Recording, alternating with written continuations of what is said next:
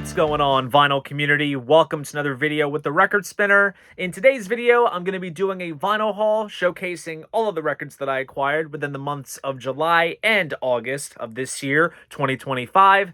Now, I usually do these vinyl haul videos on a monthly basis, and to be honest, the month of July was a little bit of a quiet month for record buying, but it kind of worked out because there was some other content that I had ready that I wanted to put up on the channel in a timely fashion, and it just couldn't really wait much longer. But then once we got to August, things really started to pick up. So this video is just simply a 2-for-1 deal, getting 2 months worth of vinyl finds, and believe me, there is some fantastic stuff in this video.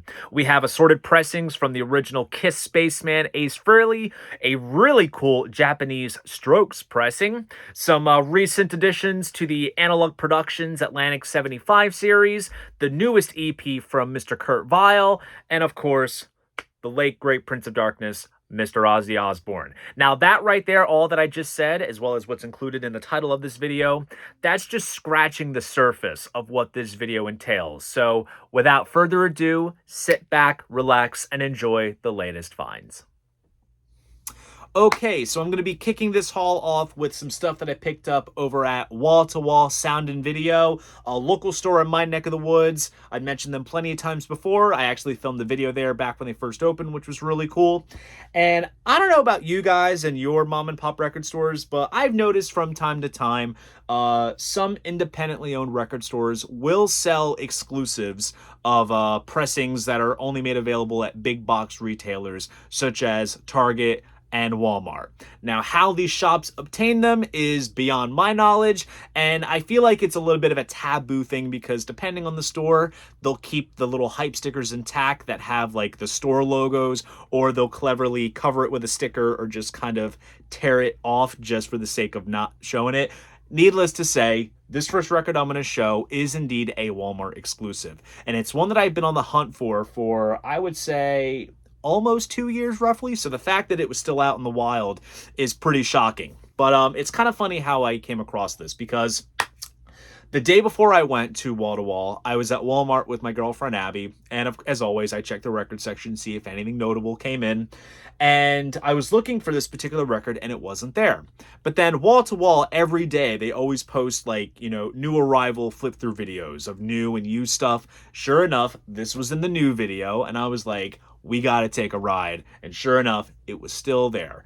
And I have been on a bit of an Iron Maiden kick. Obviously, if you saw my Untracked Grooves live stream, it was all Iron Maiden centered. So that's a dead giveaway as to what the artist is that I'm going to be showing you guys. And that is Iron Maiden's Somewhere in Time, released back in, this was 1986. This is kind of when they started to integrate, you know, guitar synths into their sound. Very reflective of the times in the mid 1980s. This is still right in that sort of classic Iron Maiden period. You have things like Wasted Years. One of my personal favorites is Sea of Madness. Heaven Can Wait, which is a great kind of audience participation kind of tune. Stranger in a Strange Land, of course, Alexander the Great, which is an underrated Iron Maiden epic.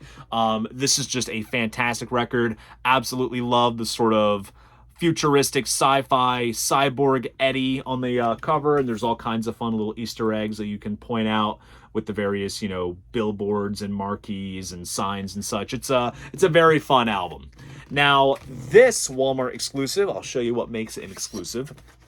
First off, comes with this cool lenticular print promoting the Future Past tour, which, as you see, half of Eddie is the cyborg Eddie from Somewhere in Time, and then the other half is the Senjutsu Eddie, because Future Past was centered on the Somewhere in Time album and the Senjutsu album, so they put this out to kind of, you know, promote the tour a little bit. And on the back, I pasted the hype sticker, and as you can see there, they cut off the Walmart label. That's just, you know, stores do what they want, but I thought it was interesting. But as always, replicates the original artwork perfectly. You have a printed inner sleeve with lyrics and a band photo, and this is a noteworthy upgrade aside from the lenticular print because it is pressed on yellow vinyl with a custom center label. So I was very, very happy to finally get my hands on this. I had been on the hunt for this exclusive for a little while, and it was one of those things where if I ever came across it, great. If not, I still had a black vinyl copy to rely on, but now I can part ways with that because I got the the cool McCoy, as I'll call it. So very happy with this. And as always, every time I go there, I gotta look at the Kiss section. And the owner was telling me that he had got a really big Kiss collection. One of the notable pieces in there was a first pressing of the debut without Kiss in Time, which was in great condition, and a lot of Ace Frehley solo stuff, and that's exactly what this is. Now, do I have X amount of copies of this album already? Yes, but because I am a collector and because these guys are my boys, anything Kiss related is fair game for the most ridiculous of reasons, such as the one that I'll show and explain. And that is Ace Frehley's Anomaly. This, I believe, is an original 2009 pressing back when this first came out. This was also Ace's first solo album since, like, what was it, 1989's Trouble Walkin'? So it had been a while since he had put out a record. And I have a lot of fondness for this back when it first came out. I remember I bought the Pyramid CD that would kind of fold open and you had to assemble it, which was really cool. Outer Space is on here, Pain in the Neck. He does a cover of Fox on the Run. This is a really solid one that I do go back to from time to time. Now, when Anomaly got reissued by E1 Entertainment or MRK Heavy, whatever, they completely sort of, not entirely changed up the artwork, but they used different fonts and they used different cover images, whereas this, the way that you see it here, is indeed how it was originally intended when it was first released. This is a pressing put out by Bronx-born Records and Brookvale Records. It is limited to 750 copies. This is copy number 406. Gatefold jacket, as you can see there. I'll just pull out one of the records and show you what it looks like. It's pretty much the same across the board. But it comes pressed on sort of blue swirly colored vinyl. It's like a sea blue base with some dark blue kind of swirl in there, which looks great. There's the sort of alien-esque center label, which looks really, really cool. And yeah, I think just the fact that, you know, it has the original artwork and it's indeed an original, I had to get it. You know, this is one of those things when you're a Kiss collector and you go nuts over your favorite band, you know, anything's fair game. So I was very happy to beef up my Ace Frehley collection with this. And this next record I'm going to show, I didn't pick this up at Wall to Wall. I got this online. This is an album that's celebrating its 20th anniversary.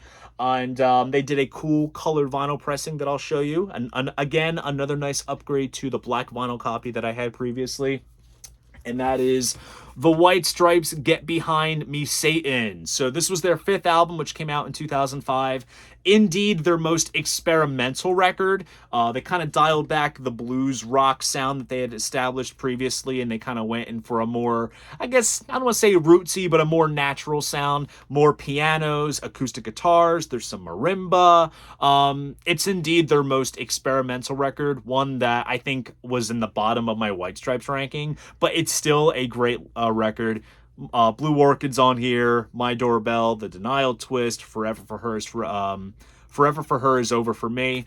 It's an album that I do thoroughly enjoy, and they basically kind of repressed the sort of 10th anniversary pressing that came out of the album back around 2015, 2016, but I'll showcase the vinyl, and again, this is kind of the main incentive for me to check it out.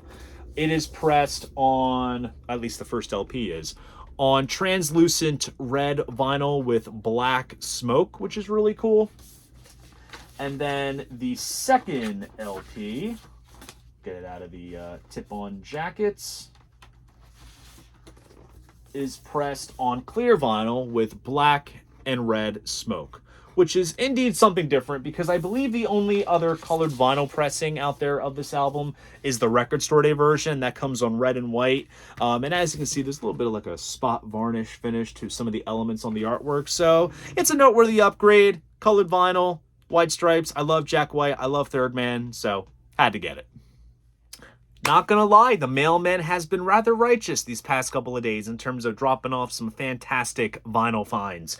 Starting things off with the latest Third Man Records Vault release. Of course, Third Man is Jack White's record label, and every quarter of the year they always drop exclusive releases and pressings, some of which are fantastic, and then sometimes, depending on the artist that they license, you know, it's just kind of, it's not within my wheelhouse. But typically when it comes to the stuff that's centered on Jack and his various, you know, bands that he's in or artists that are on the label, my ears tend to perk up. So the latest release that is part of the club is Break It All Down. This is a live album recorded during Jack White's tour in support of his album No Name. And it's kind of fun the way he went about this tour, because I think the initial leg, I guess you could say, he was announcing shows like roughly like 24 hours before they took place, or even up to I think 2 days prior, and it created a fun sort of frenzy on every city that he went to. Now, he records every show, and you can actually purchase the shows on nugs.com. You can download digital files, you can even purchase CDs, but this right here is a 3 LP compilation of all of the best moments from the tour. You do get a lot of stuff from No Name. You get things like Old Scratch Blues, That's How I'm Feeling, What's the Rumpus, and of course you get your dose of everything else that Jack has been a part of, whether it's White Stripes, Raconteurs, other solo stuff. It's a great looking package, and it's also like a nice like thick tip-on style jacket. And here's the full track list, and it's kind of packaged in what I call like a double gatefold. It's not exactly a trifold, but it opens up like a gatefold twice. So it has like a full breakdown of where each song was recorded at, which is pretty fun. And of course, to kind of beef it up, you get some extra goodies. So you do have this little brief write-up on what this vault package is all about, printed on nice sort of textured cardstock, which is pretty fun. You also get a No Name patch, which would look good on any stylized denim jacket. And I love this. This is a little Polaroid print of the man in action. This is printed on Fujifilm Instax film, so it's like an authentic sort of Polaroid. I absolutely love this. Plus, personally, I enjoy Polaroid photography. I have one myself, and I usually bring it to me at special functions and take photos. So to have a little Jack White Polaroid is pretty fun. And there is also this giant fold-out, I guess you could call it a poster. It's printed on like newspaper type paper stock. I don't know if you can catch it fully on screen. It kind of has this light sort of effect on it, but it is pretty cool. And if you want to frame it up, you can certainly go ahead and do so. And of course, keeping it in line with any Jack White solo release and the fact that it's 3 LPs, you can guess the color scheme. First LP is on black. Second LP is on blue. And the third and final LP is on white. And quite frankly, I have been kind of itching to have a sort of marathon Jack White related listening session. And quite frankly, I can finally do that now with Jack White's new live album, Break It All Down, exclusive to the Third Man Vault subscription service. Now we have a little something that came from, drumroll, Amazon. Yes, that's right. Listen, Prime Day, Prime Week had come and gone. And listen, I'm not going to turn down a solid deal where I see them. Yes, I understand the notion of supporting your mom and pops, but for me as a consumer, I go where the deals are. So when you see price drops that are rather substantial, you don't waste your time, basically. Now, this is an album that I've kind of been subjected to recently, and my ears kind of perked up, and I was like, let me seek this out at some point down the line if I ever come across it. And sure enough, I ended up paying like 17 or 18 bucks for this, which is not bad at all. And that is the Rolling Stones Black and Blue. This came out back in, what was this, like 1976, I believe. Some of the heavy hitters on here are Hot Stuff and Full to Cry. I think I listened to this while I was on the road with the Genesis Show, which is the Genesis tribute band that I work for. And I think either when we were going up or coming down from one of the travel gigs that we had done recently, they played this album from start to finish on the ride, and I really dug it. So I was like, you know what? I got to check this out for myself. Of course, gatefold opens up just like this, sort of poster style. You have a little gatefold spread right here. And then, of course, to showcase everything else inside, get a little lyric insert here. Also, Hand of Fate, I would say, is probably my favorite track off of this record. And then, also, I do put my hype stickers on the polyline sleeves. That's just a personal thing. Custom label, half speed master as well. So, all that good stuff.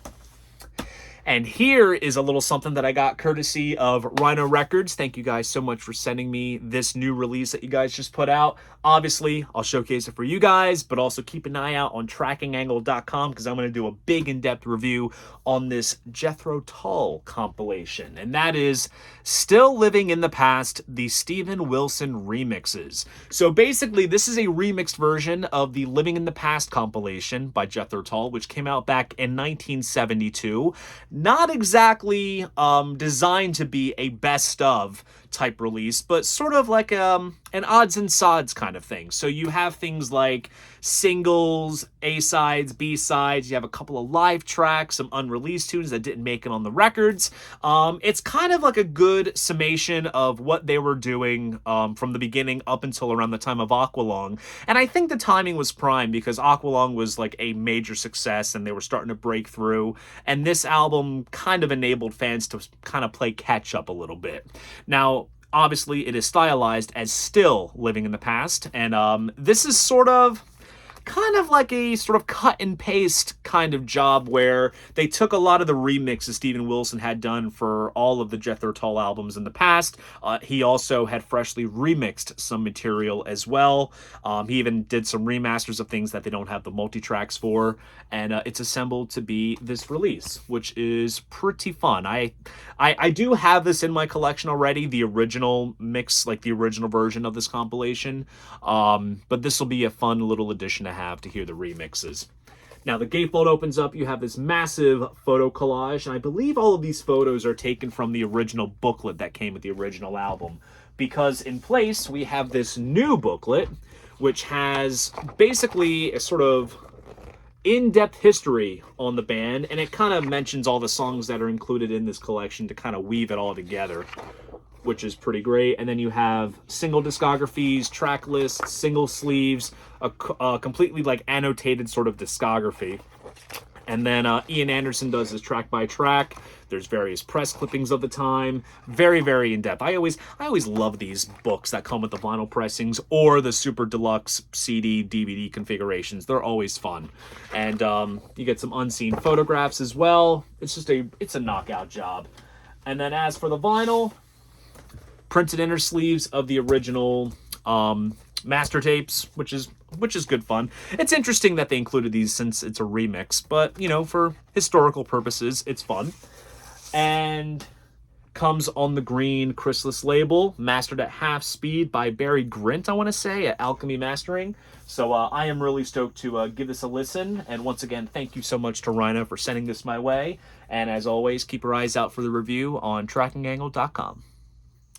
Okay, so here are some trades that I acquired from Orek Vacuums and Records. I have mentioned this store plenty times before. It's literally a vacuum store that happens to have a record section, and it is definitely a very impressive record selection because for me, it's a perfect record store, but I think it covers all the bases of collectors because you have new and used pressings, collectible stuff, bootlegs, imports, audiophile pressings, Japanese pressings. It's fantastic. And speaking of Japanese pressings, the first record I'm going to show is actually a Japanese pressing. And what's cool about the shop is that Chris, the owner, has a connect over in Japan, and that's how he has a massive Japanese pressing collection. So if you're ever in the Jersey area before you cross the bridge over to Philly, check out Orek Records and Vacuums. Or actually, it's Orek Vacuums and Records. Sorry, I flipped that around. But it's fantastic. And when I saw this in the bins, I immediately freaked out because I was like, I need this particular variant for a specific reason. Not the fact that it was a Japanese pressing. That alone made it an impulse buy. But the album that I am talking about is The Strokes' Is This It? Arguably one of the most influential rock albums of the 2000s. Someday is on here, Last Night, the title track is awesome, The Modern Age, just a highly influential record that basically inspired most of the indie scene from the 2000s. Now, as you can see, this is a Japanese pressing in the sense that it has this sort of, I guess you can call it like a wraparound sort of obi. It kind of goes around the main jacket, and then this is the backing, which has a bunch of Japanese text. And then we do have a more sort of standard jacket right here. And of course, because it is a Japanese pressing, we do have this little 4-panel insert full of translations and lyrics. And then just for the sake of showcasing everything, center label bearing the Strokes logo. Now, the more standard version of this album that's out there has like a colorful orange and blue jacket. And this was the originally intended jacket, which ended up getting withdrawn, I think, just because of the saucy nature behind the cover. But I think they still used it in some regions. So because of the artwork alone, I knew I wanted to get this variant at some point. But also when I saw that it was a Japanese press, I thought, why the hell not? So I was really glad to get this cool Japanese Strokes pressing. And then here is a record that has a very cool backstory. And it's kind of funny because this is a record that I've been aware of for a couple of years. But it was just kind of like a back burner thing. You know, I knew I would get it at some point. You know, it's just a matter of the timing. And the timing was perfect. And I have a great story to share. This is The Church Starfish. This band from Australia has put out a number of albums, but this is the one that kind of broke them big in the States, notably because there's the track Under the Milky Way, which was a big hit. Also, I love the opening track, Destination. It's just a great, fantastic record. Now, as you see here, there's some scribbles there. That means that it was signed by guitarist Marty Wilson Piper. And he actually came into the store with another musician that he was actually producing his album locally. And turns out Marty has like this massive, 50,000 piece collection, something around that region. You'll have to correct me on it if I'm wrong, but it's definitely worth looking into online. And Chris had struck up a deal with Marty where Chris got a bunch of Church records. He signed them all, and I got my hands on it. And of course, this is the music on vinyl pressing, single LP, and just the fact that it's signed by him just adds more. It adds to the cool value behind this particular pressing of the Church Starfish. So really cool stuff. Then we're going to cross some state lines. So it's crazy. So I live in New Jersey. I have really never gone record shopping in Delaware. That's crazy. I feel like I owe it to myself to make like a record store road trip around the state of Delaware. Maybe it'll happen down the line, but I've never really done it. But I was out with my girlfriend Abby and her friend Jeremy, and I had kindly asked if we could squeeze in one little record stop. So we went to the store called Good Boy Vinyl, which was kind of right around the area that we were shopping in. And cool little store, and I found this record that I was aware had been reissued kind of recently, but I figured, you know, I would get them up at some point because I do happen to like this band. As much as the genre gets the rep that it gets, this band I kind of grew up with. I'll loosely explain. But it is Rat's Invasion of Your Privacy. So growing up as a kid, my dad had Rat the Video on VHS, which had like music videos and footage from the Japanese tour. That was part of my rock and roll upbringing when I was a kid. And of course, I loved Out of the Cellar as an album. I think, you know, how many 5-year-olds get that on CD for their birthday? Not many. And this album here was the follow-up to Out of the Cellar. Not quite as monumental and as much of a landmark record as Out of the Cellar, but still decent enough. And BMG had done reissues of all of the Atlantic Rat albums, very much of the classic lineup. And this album in particular has You're in Love, Lay It Down, some really good stuff. So I'm really excited to beef up the Rat collection a little bit. And the colored vinyl on this is really freaking sweet. Check this out. I may have to pull it off camera. We got tricolor, black, gray, and white vinyl, which pretty much fits the color scheme of the artwork perfectly and looks absolutely stunning. I think BMG did a box set of these Rat albums. I think that might be on standard vinyl. I'm not quite sure. And then for the standalones, they did fancy color pressing. So now I got to hunt the rest down. Hell, I might even upgrade my Out of the Cellar because there's like a bonus 7-inch with a bonus track on it. So I got to get my hands on that. Now I got the Rat bug now. So I was really happy to say that this was the first record that I purchased from the state of Delaware. Next up, big shout out to Chad Kasem at Acoustic Sounds, Analog Productions, Quality Record Pressings. I always hit him up for things to review for trackingangle.com because he always puts out great product. I want to spread the word, provide my 2 cents. And sure enough, I had received 2 Prog classics. In terms of the bands, one of them is a Prog classic. The other one's a bit more of a quirkier kind of record. But when it comes to these 2 particular bands, I mean, they are part of the holy trinity of progressive rock. I'm talking first about, yes, Close to the Edge. This is part of the Atlantic 75 series that Analog Productions is doing to honor Atlantic Records' 75th anniversary. All these pressings sound absolutely wonderful, and this is going to be very interesting. So as you can see, it has a nice sort of textured jacket, just like the original. And here's the odd thing. It's 45 RPM. Now, if you know Close to the Edge, the opening title track is 18 minutes. So what do? Cut it in half. Side 1 and side 2 is devoted to Close to the Edge. So if you're all about fidelity, I'm sure it's going to sound great. But if you're a purist and you want to hear it in its entirety, I don't know what to tell you. It's going to be interesting when I play this. But I really wanted to get it because I have the Super Deluxe edition that Rhino had put out earlier this year. Also, just for the sake of showing, here is the Atlantic Center label. Has the classic Yes logo. And that was cut by Bernie Grunman at 33 1/3, so it's 1 LP. And it's an all-analog cut. Now, according to the back of this, because, you know, props to Analog Productions for transparency, MoFi. It says mastered and cut to lacquer from a flat tape copy of the original master tape. So now I'm curious, do they use this flat copy for the Rhino cut? And how does it rack up to this? We're going to find out, and you better read the review on Tracking Angle, and you'll find out for yourself. So we got that. And then, talking about the quirky one, Genesis Abacab. Now, I love Genesis Abacab, of course, because I work for a Genesis tribute band called the Genesis Show, and for a period of time, we were doing the 3 Sides Live Abacab Tour set list, so I grew much more of a fondness for this album. I already loved it growing up as a kid, thanks to my parents and their progressive rock upbringing, you know, onto myself.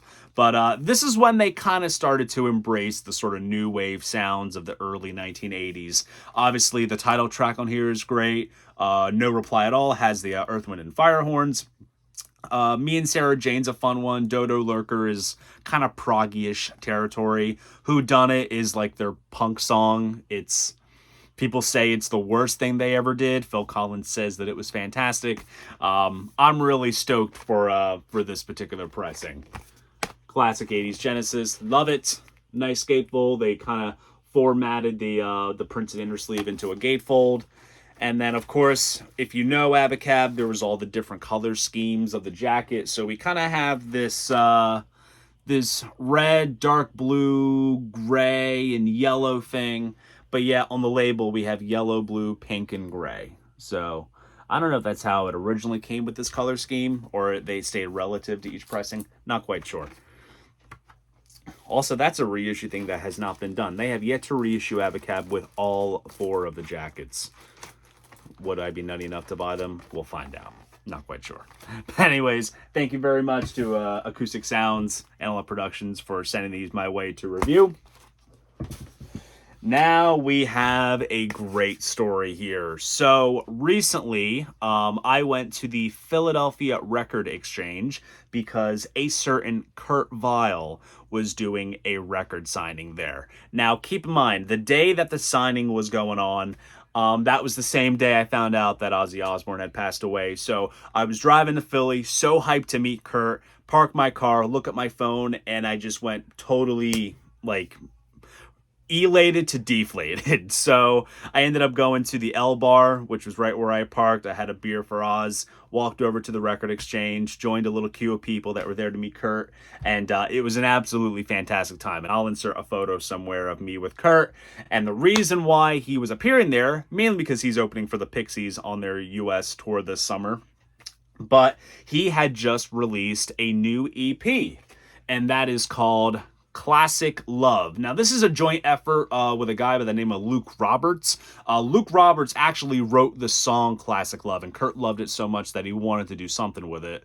So he basically made an EP out of it. So we have two versions of the song. We have Luke's original version with Kurt singing on it, and then Kurt does his own version, which is kind of more in his sort of loose, rootsy Americana style. We have a new cut from Kurt called Hit of the High Life, which is cool. Luke appears on a vocal track. Slow Talkers, which is a re-recording of one of Kurt's early solo lo-fi stuff. And then he does a cover of Wildflower by Beach House. So overall, it is a very fun listen. And of course, it is signed by Kurt himself. And it's funny, he signed his name, but then I was like, could you make it out to the Record Spinner? That's my YouTube channel. And he said, dope. So that was pretty cool. And here is the back cover here. Features a cool photo of the two. And oh, also inside, I'll show these off just because, you know, these are products of when I was there. They had a bunch of free promo stuff that they were giving out. Here's a signed insert of Kurt's latest full-length album cover, Watch My Moves, signed by Kurt. I actually have one of these from my pre-order, so I have an extra. We also have a Vile 2018 bumper sticker. This came out just before he released Bottle It In, so this is when this comes from. And then also a little envelope with a parking ticket that has the lyrics to the song Loading Zones, which is all about how Kurt parks for free. So it's cool that I love little stuff like this. And of course I opted, I don't want to say I opted, they had it there. This is the limited orange variant that I'm not sure if this is available at the indie stores or it's a web store exclusive, but I was really happy that they had it at the Record Exchange. So I was very happy to get this. And when it comes to, you know, modern indie rockers, I love Kurt Vile with a burning passion. Anything that he touches, I'll most likely flock to. So, awesome memory attached to this copy of Classic Love by Kurt Vile and Luke Roberts in terms of meeting Kurt and getting it signed. Fantastic. And since I had a little bit of time left in the day, I decided to check out Creep Records. I did visit their Westchester location. This was back a little over a year ago, and I knew that there was a Philly one, so I made it a point to check it out because it was about 5 minutes away from the Record Exchange. It was an alright shop. It was kind of like a half record store, half smoke shop in the back. Record selection was kind of They had a lot of record store day leftovers, let's just say that. And that's exactly what I picked up. But I'm glad to say it's Kiss related. And it is Ace Frehley's Space Truckin'. This is a picture disc that came out for either Record Store Day or Record Store Day Black Friday. Features his cover version of the Deep Purple classic.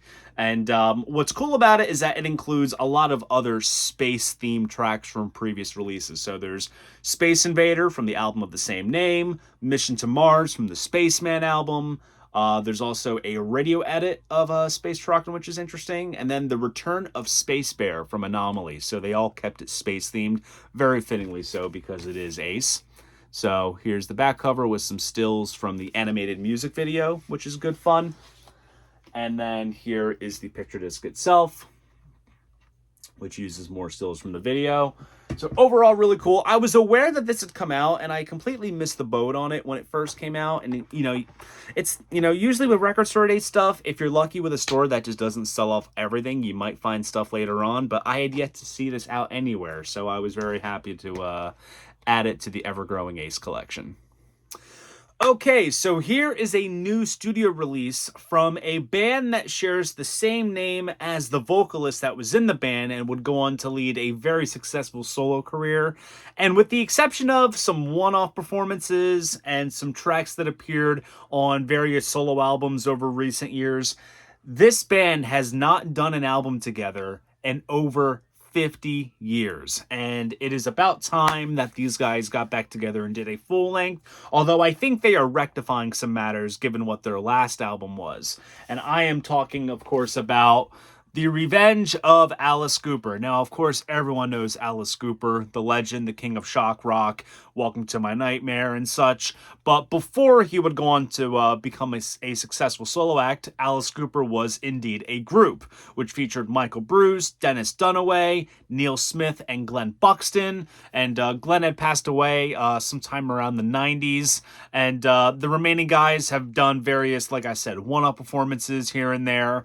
But they decided to make a full length, which I am very excited about. They got Bob Ezrin in the producer's chair, and the last album that they did was 1973's Muscle of Love, which, quite frankly, you know, given what story you hear in terms of the state of the band and what was going on, it was not quite the ideal album to kind of wrap matters up on. So it's great that they're rectifying it with this. It's also kind of funny because some time ago I did my Alice Cooper group studio ranking, and now that this is out, I guess it makes that video obsolete. I don't know where this could stand, but needless to say, I am very excited to dig into this album. It looks like it's going to be a lot of fun. And also, I got this for a killer price of $18. You know, Amazon does that thing where if you pre-order from them and the price drops at a certain point, you'll get charged the lowest price. And I saw the standard black variant go for $18, which is half of what it retails for. So I was like, hell yes.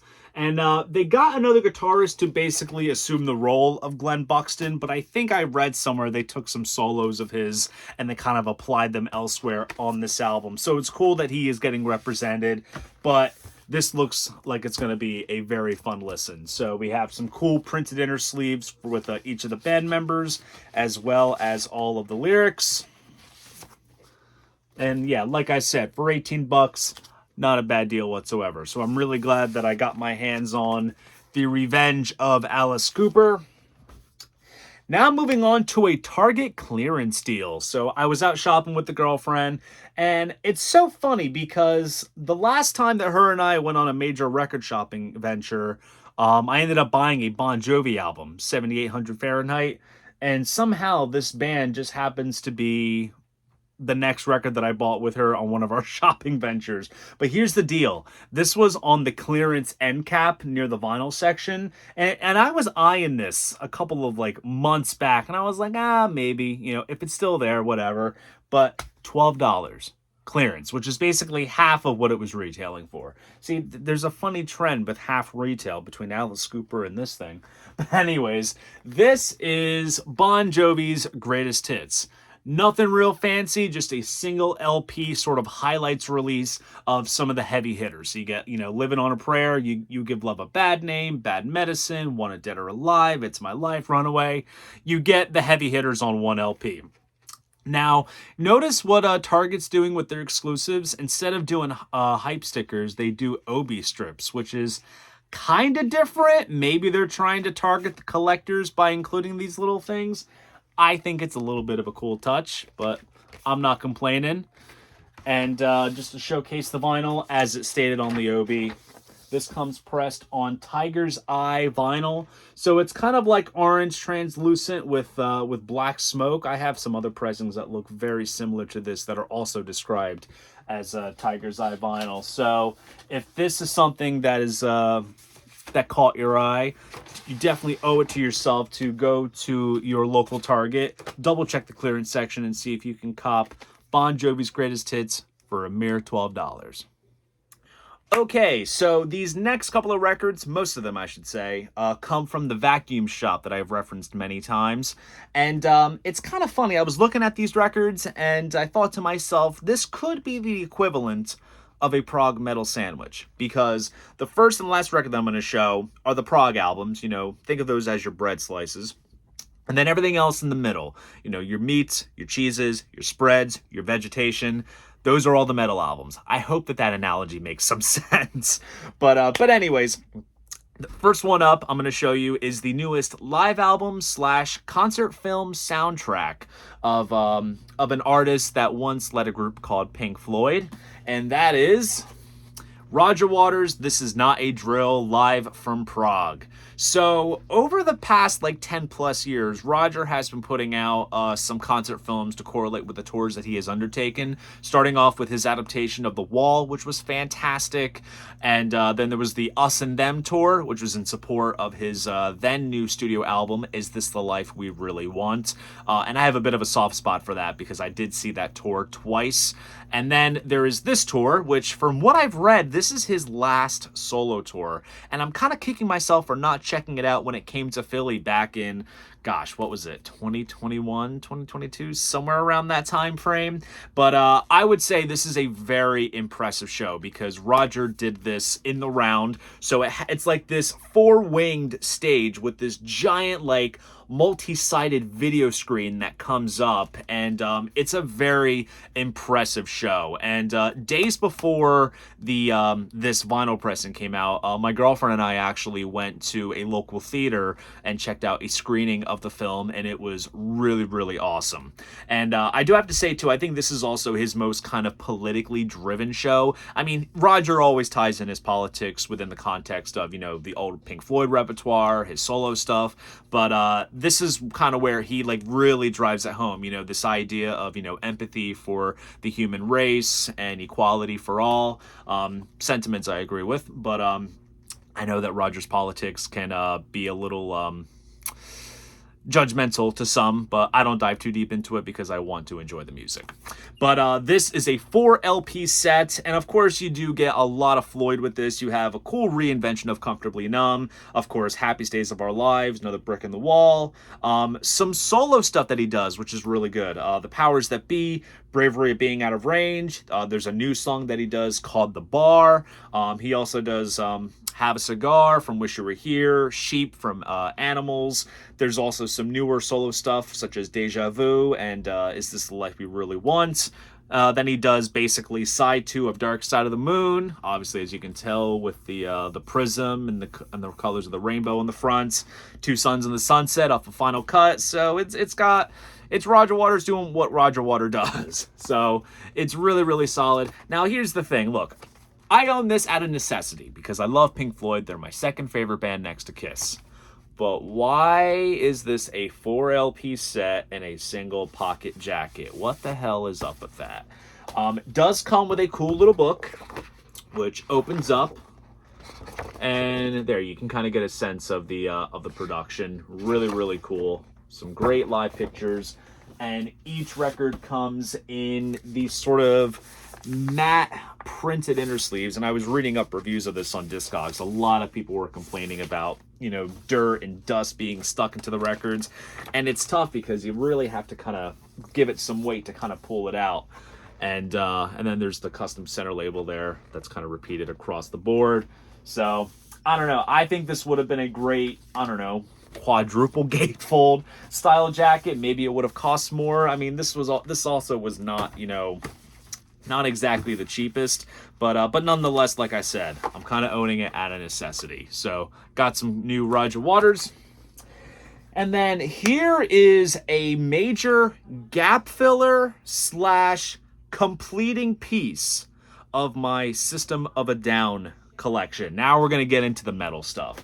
So we have Steal This Album. So the backstory behind this was that shortly after System had put out the Toxicity album, there were some tracks that were leaking around the time under the name Toxicity 2. So they basically kind of rounded those tracks off, and because of the fact, you know, that it was being bootlegged and traded, whatever, they called it Steal This Album. Kind of clever, kind of like riffs off of like a blank CDR label for the cover, and hell, even the CD, it literally was just in a clear jewel case with the disc inside, no booklet or anything. So it really is a stripped down approach. But I think one of the songs on here, which one is it? IEA, IAIO. I believe that was trending on TikTok at one point. One or two of these songs on this album was trending, so I was kind of compelled to pick this up and, like I said, complete my System of a Down collection. So another single pocket, and here we have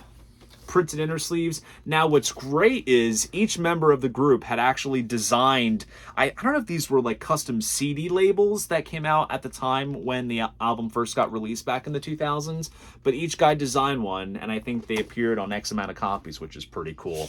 And here is the lyric insert, double-sided, and I'll showcase, let's see what one of the records looks like. So there you go. So they kind of complete the motif with the blank CD kind of style design there on the center labels. Basic white with some black writing. Not too bad. Really glad that I was able to pick this up and finally complete it. It's been on my radar for a while, and sometimes just, you know that you need some things, but as, depending on what's going on at the time, you feel more compelled to snag it. So I was glad to pick up some System of a Down, and that's if I can get this back in the jacket. Now we have some unofficial stuff that has come out recently. And this first one I am actually really excited and happy to finally own in some form. And I'll explain the story behind the official reissue that was put out that goes for stupid money. I'm just going to show it. Motley Crue, Too Fast for Love. Now, when it comes to Motley, those first two records, this album and Shout at the Devil, are just masterpieces, and I love this debut record. Now, this unofficial pressing mimics the original Leather Records pressing. So before Motley got signed to Elektra, they had put this out themselves, and there are some notable differences. First off, it's an entirely different mix, different running order. There's a track on here that's exclusive to this edition called Stick to Your Guns, and as you can see, the artwork is slightly modified because I think on the Elektra version, the logo is bigger in red, and also you can see Vince Neil's sort of bouffant, hairdo style that's badly photoshopped. It's so weird, but there's something more kind of loose about that original leather mix as opposed to when Roy Thomas Baker kind of worked his magic on the Elektra version, which kind of made it sound a bit more sort of punchy-ish, sort of. This is a bit more lively. So I was really glad to own this. And I don't know why BMG, Motley Records, whatever, has not done a widespread reissue of this, because they had done like those couple of like club shows around the LA area several months back, and they did like colored versions. Like it was like the original artwork, but it had like blue and yellow and pink like overlays, and those go for like hundreds. They only pressed up so many. I don't know why they would not do a widespread reissue. So I'm really glad that I have this. And it even mimics the original printed inner sleeve, band photo and lyrics. And then this is also pressed on sort of metallic silver swirl colored vinyl. And there it has the sort of basic center labels there. It kind of looks more swirly when you hold it in the light and you kind of look at it that way. So that's really, really awesome. And I'm really glad that I got my hands on this. Motley Crue's Too Fast for Love Leather Edition. And now we have a live album that I don't think we'll ever get an official reissue. And I'll talk about the backstory to kind of give some context. But I'm talking about Ozzy Osbourne, Speak of the Devil, rest in peace, Ozzy. I'm shocked I haven't really spoken about Ozzy's passing on video. I think if you had seen me showcase the Kurt Vile record, the day that I got that signed was the day that I heard that Ozzy had passed. I literally saw the news that afternoon, and I've been meaning to pick up some Ozzy on vinyl, and I figured I would go for this unique thing. So obviously, Speak of the Devil came out shortly after Randy Rhoads had passed away. Brad Gillis was playing guitar in the band, and the label had wanted a live album, and there was one in the can ready to go with Randy, which became the tribute album. But after he had passed away, it was kind of in poor taste to touch it. So it kind of just sat in the vaults for a little while, and it came out later. And I don't know what exactly it was, but it was decided to do an album full of Sabbath tracks. And I think this album was the result of just like the label twisting everyone's arm, because I don't think Ozzy wanted to do it. I mean, there's songs on here that he wasn't even playing in his live set. He wasn't playing things like Symptom of the Universe and Snowblind and Never Say Die. It was kind of a thing of him and his band learned the material. They went to the Ritz in New York and recorded it. They recorded a sound check. They put it out. And at the same time, when this came out, Black Sabbath was working on their Live Evil record at the same time, so it was kind of like this little rivalry clash sort of thing. And I think because of just being kind of beat into submission to work on this, it has not been reissued properly since 1995. And it is not part of the See You on the Other Side box set, which means I doubt we will ever see it. Now, from what I've read of this particular unofficial press, and again, it looks a little different compared to the original version, this is sort of a hybrid between the finished version that came out in '82 and the raw, undoctored soundboard recording that exists in the trading circles. So this kind of rides somewhere in the middle, but I'm still going to call it official. But it's a cool little package, you know, 2 LPs.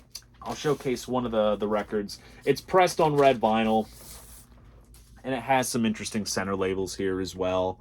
So, but yeah, I figured if I was going to go for a cool Ozzy piece on vinyl to remember the Prince of Darkness, I would pick something a little unique. But there's also some other Ozzy vinyl that I picked up that you'll have to see in a different video. So got my hands on Speak of the Devil. All right, and now we're going to round things off with the last piece of Prog bread.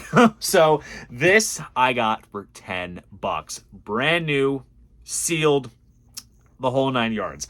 And I kind of vaguely remember this coming out, but here's the thing. When you see things come out, you're like, oh, maybe I'll wait if there's a price drop and whatnot. But look, $10 was enticing enough for me to get this. And I am talking about Carl Palmer, Working Live, Volume 1. So Carl Palmer, of course, of Emerson, Lake and Palmer, Atomic Rooster, Crazy World of Arthur Brown, Asia, etc. He had a band together, and he had recorded this little live set. This dates back to 2001, and this came out back in, what was this? Originally 2011? This pressing had to have come out recently. But it's just him and his group playing some ELP standards. So there's a lot of stuff from his side of the Works album. So there's like The Enemy God, LA Nights, Tank, Bullfrog, and of course he does a lot of ELP stuff like The Barbarian, Toccata, Canario, all those classical adaptations. And this is actually limited and numbered out of 2,000 copies. This is copy number 433, so it's within the first, 1,000, which is cool. Here we have a cool printed inner sleeve. We have some track list and credits there. And then as for the vinyl, nice custom center labels as well. And it also came with like a CD version of the album as well. Kind of just came in like a little single pocket sleeve, but I gave that to my folks because they do love their prog, and they're not exactly vinyl people, so I just gave them the CD. But nonetheless, good stuff. And there you have it, your prog metal sandwich. Okay, so we are going to be wrapping this haul up with some nice upgrades to what I've had previously in the collection. And I'm just now noticing these are also 2 debut albums. Didn't quite plan it that way. But this album in particular that I'm going to show first is one of those albums that I think is in the pantheon of albums that every record collector has in one way or another. It's got notable hits, and just the album in general is awesome. Now, this record was so integral to the sort of hard rock genre in the mid to late 1980s, particularly Out on the Sunset Strip. And out of the sort of handful of albums that this band has made over a period of, 30 plus years, this debut album of theirs is the only, 11 out of 10 perfect smash record in their discography. And I am talking about Guns N' Roses, Appetite for Destruction. What can I say about this album? Of course, you have Welcome to the Jungle, Paradise City, Sweet Child of Mine. Every teenager who picks up a guitar learns the main riff of that song. Although I do have to say, I never quite got around to learning it. Just didn't get around to it. But of course, the other tracks that weren't really hits but are radio staples are fantastic. You have It's So Easy, Night Train, which is probably my favorite Guns N' Roses song, Mr. Brownstone, Rocket Queen. This album just rips. Now, I had a single LP reissue of this record that I believe was cut by Ryan K. Smith, which sounded all right. But this pressing right here is the 2 LP version that came out back when this album got remastered and got a big box set back in 2018. And I have always wanted to get my hands on this pressing. And I waited, what, over 5 years to get this? But mainly because they spread this out over 3 sides of vinyl. And I believe my single LP version, like I said, sounded okay, but I knew that this was going to sound marginally better since they give it a nice remastering, spread it out, it wasn't all squished up, so this was a win-win. Now, the gatefold features the original artwork that was featured on the original jacket, which ended up getting pulled, and pressings of that go for a pretty penny. And it does come with some cool inserts here. I believe these little photo inserts are exclusive to this pressing, which is pretty cool. I'll showcase the other one. The other one features a really cool band shot here.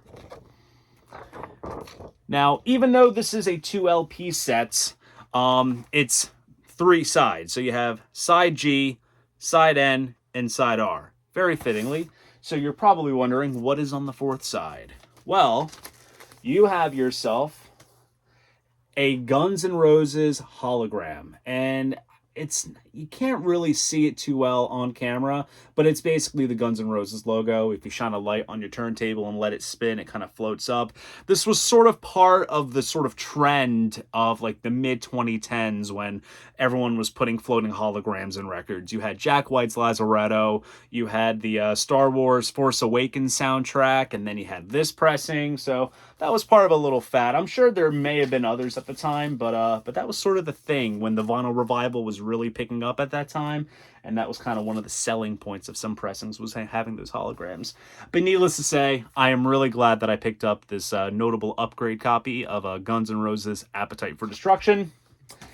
And now this other debut album came out back in 2005, and this is by far one of my favorite bands growing up as a sort of young teenager. I've mentioned this band several times on my channel. I always showcase their records anytime I get them, and I always try to give them some love, since they're predominantly big in their home country of England, but within the States, I feel like there's only a handful of fans or a very small following.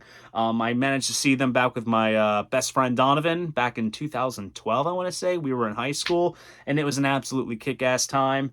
And this debut album of theirs celebrates its 20th anniversary this year, and I am talking about Kaiser Chiefs Employment. So this one has a lot of their staple tracks. You have things like Every Day I Love You Less and Less, I Predict a Riot, Modern Way, Oh My God. This album is just great. This kind of came out around that time in the mid-2000s where you had bands like Franz Ferdinand, Block Party, The Strokes. Kaiser Chiefs kind of just meshed well within that scene. And this is a great record of that time frame. If you have not listened to this album, I really recommend it. Now, this is a 2 LP deluxe edition, and what makes it deluxe is that we basically have an extra track tagged on to the end of the album, which is called Take My Temperature, which is a big stage favorite. But what's great is the second LP includes a bunch of B-sides that were featured on various 7 inches, CD singles. I remember like downloading them from like LimeWire, dare I say, or taking like, you know, the thing where you copy and paste the YouTube link and then you download an MP3. I remember like downloading all those B-sides because they were great. I mean, they're just as good as the tracks on the record. And of course, to make it even more enticing, there's 2 other songs on here, Formative Years and Don't Get Me Wrong, which are only available on this 2 LP deluxe edition, because there is a 3 CD version which has like some live stuff and such, but those tracks are not included, so you have to get everything to get your hands on this stuff. But they kind of modified the artwork a little bit. They kind of put like a little china plate on the front cover to distinguish it's the 20th anniversary. And they kind of stuck to the original artwork nicely. You have the original CD booklet kind of just spread out. And then here's the credits here. And then here is also the game of employments. As you can see there, it kind of opens up like a game board, and you have cards featuring the band members there, which is super nice. And we have some cool new custom center labels as well, which is really nice. This is for the bonus LP of the B-sides. And I believe the, yep, and this copy is exactly just like the original. Now, in my collection previously, I had the sort of Polydor reissue that came out, I want to say in 2018, I want to say. That was back when they had reissued the first couple of Kaiser Chiefs albums, and Employment was a missing piece of my collection, and I have a lot of fond memories listening to this album a lot back when I was in like middle school in 6th grade, because I absolutely loved these guys, and I still do. Even though their newer stuff kind of doesn't jive with me, I always go back to their first couple of records because they sound absolutely awesome, and I'm really glad that I snagged up the 20th anniversary edition of Kaiser Chiefs Employment. So there you guys go. That is my vinyl haul of all the records that I acquired within the months of July and August of this year in 2025. If you enjoyed this video, please go ahead, give it a like, and subscribe to the channel. See you guys in the next video, and most importantly, keep the records spinning.